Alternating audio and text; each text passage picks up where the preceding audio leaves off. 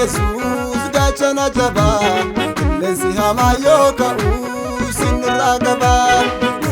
Dhugaa koo Yesuus gaachana jabaa qilleensi hamaa yoo ka'u sinirraa qabaa.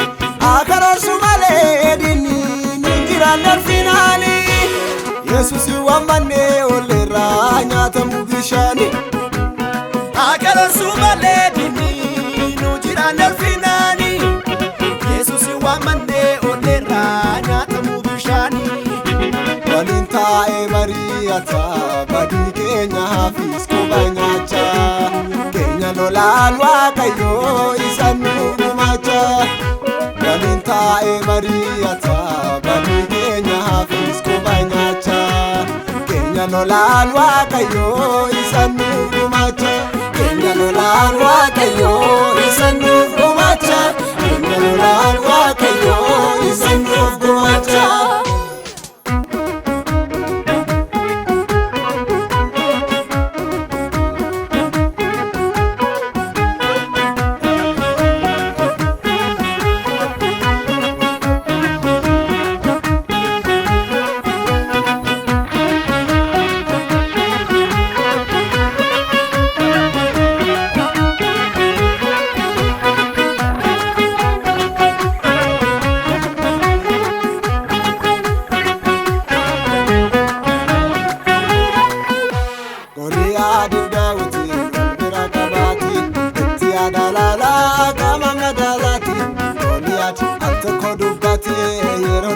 Naasuudhaan qabamee sabni yoo birratu kan lola Waaqaa homaan sodaatu.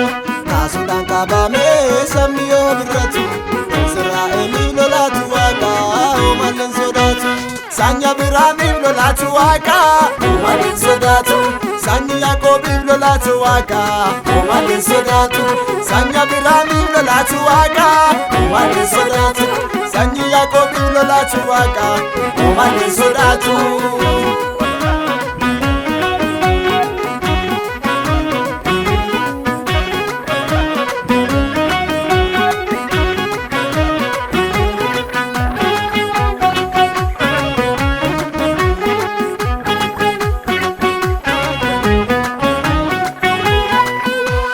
Haala biroo laaltee bira hin dabartu wallaalota jettee takkaan hin daagattu.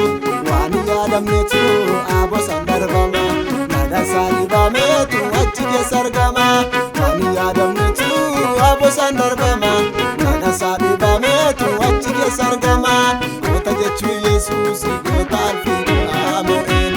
Goota jechuun Yesuus goota ol ba'ee mirga abbaa taa'ee. Goota jechuun Yesuus goota jabarbaadhaati. Goota jechuun Yesuus hundumaan hoogganaati. Goota jechuun Yesuus goota alfiidhu Amo'eel. Goota jechuun Yesuus goota ol ba'ee mirga abbaa taa'ee. Goota jechuun Yesuus goota jabarbaadhaati. Goota jechuun Yesuus hundumaan hoogganaati.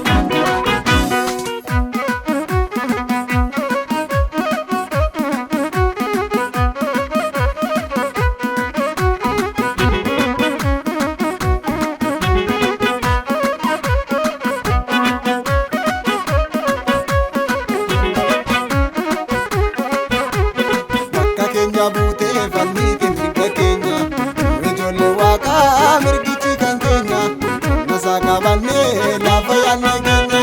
Nuti ijoollee Waaqaa mirgichi kan keenya nasaa qabannee lafa yaadne keenya. Humna isaa qabadhaa gamaa gamanatti dandeetti isaa labsaa addunyaa maratti. Guddummaa isaa labsaa addunyaa maratti. Humna isaa qabadhaa gamaa gamanatti dandeetti isaa labsaa addunyaa maratti. Fayyisuu isaa labsaa addunyaa maratti. Yesuus nuti labsaa warra sanbee.